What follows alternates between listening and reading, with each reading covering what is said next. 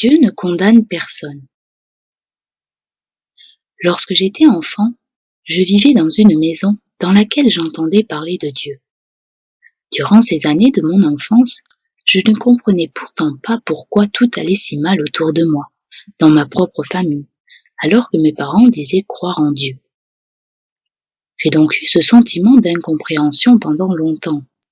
Oui, ce sentiment en moi de savoir que Dieu est bon, alors que tout ce que je voyais autour de moi n'était que malheur, souffrance, méchanceté et haine. Je me posais alors beaucoup de questions. Je ne comprenais pas pourquoi il y avait ce mal devant mes yeux, alors que Dieu est bon. J'avais besoin de réponses à mes questions. J'étais dans le flou. Je savais en moi-même que Dieu est bon. Je n'aurais jamais su l'expliquer ni dire pourquoi à ce moment-là, mais je le ressentais ainsi en moi-même. Dieu est bon. Le temps passa, puis bien des années après, en lisant les Écritures, je ne comprenais toujours pas pourquoi Dieu était montré comme un Dieu qui punit et qui tue dans les Écritures. Ce n'est que lorsqu'il m'a été présenté Jésus tel qu'il se révèle lui-même dans les Écritures, que j'ai enfin vu ce que je n'avais jamais vu auparavant. Oui, désormais, tout devenait de plus en plus clair. Si tout devenait plus clair à mes yeux, c'est à cause de ce qui m'était montré du Fils à travers toutes les Écritures qui témoignent de lui. En somme, là où avant je n'aurais jamais vu le Fils, il m'était maintenant montré le Fils dans le Père et le Père dans le Fils à travers les Écritures. Il m'était alors montré que Dieu n'est pas un Dieu qui punit, parce que Dieu est bon, et que si il y a cette vue de la punition, cette punition ne vient pas de Dieu et ne peut pas venir de lui parce qu'il est bon.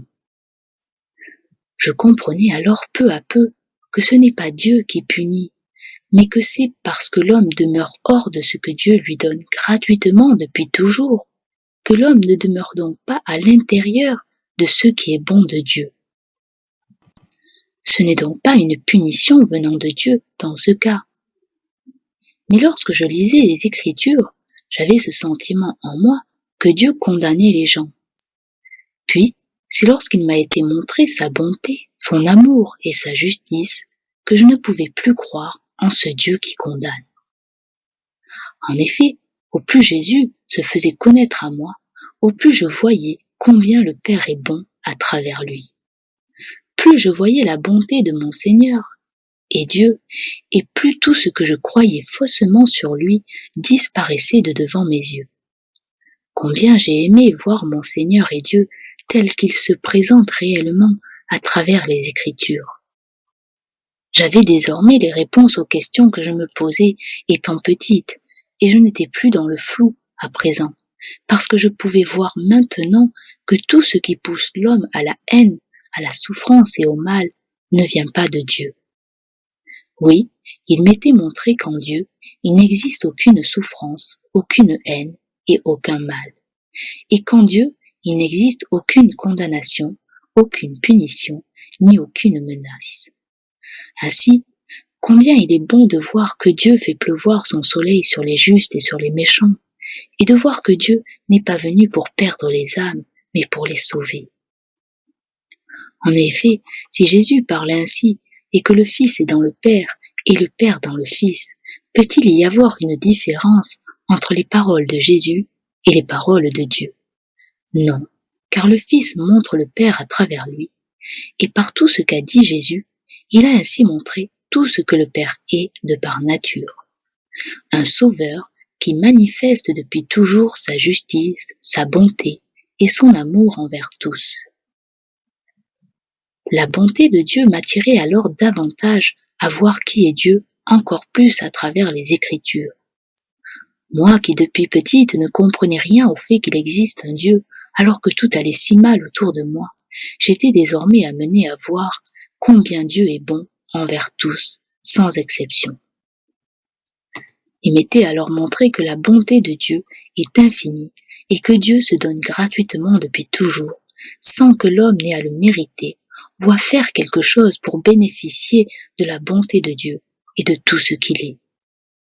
Oui, Tout ce que je voyais de mauvais autour de moi, étant enfant, ne provenait pas d'un Dieu mauvais, méchant et qui condamne les gens, mais cela provenait d'une loi de condamnation, et de tout ce que cette loi de condamnation produit en l'homme qui ne vit pas par la foi seul en son Seigneur et Dieu, dans une intimité proche et intime en lui. Ce que je voyais de mauvais dans les Écritures ne pouvait pas venir de Dieu. Alors j'étais troublée. Comment un Dieu bon peut-il condamner, punir et tuer? C'est incompréhensible. Dieu ne condamne pas, il ne punit pas, et ne tue personne, parce que Dieu est bon depuis toute éternité. Il se donne gratuitement depuis toujours, parce qu'il est bon éternellement. Aujourd'hui, je sais que c'est parce que mon Seigneur et Dieu s'est fait connaître à moi d'une manière telle que je ne peux plus croire en ce Dieu qui condamne, qui punit, qui tue, qui est injuste et qui menace les hommes. Non, cela est impossible, car tout ce qui m'a été montré de mon Seigneur jusqu'à ce jour m'a attiré à lui et m'a rempli de tout ce qu'il est, de par sa bonté, sa vie, sa grâce, sa paix, sa joie, son amour, etc. Autrefois, j'entendais bien que Jésus est la vie. Oui, j'entendais bien ces paroles, mais aujourd'hui, je vois celui qui est vie. Et je vois maintenant que celui qui est vie, il est le Dieu de la vie et non le Dieu de la mort. C'est pourquoi, lorsque Jésus dit qu'il est la vie, il le dit pour montrer justement que tout est vie en lui. Ainsi, tout ce qui porte la mort ne peut pas venir de celui qui est vie. Myriam.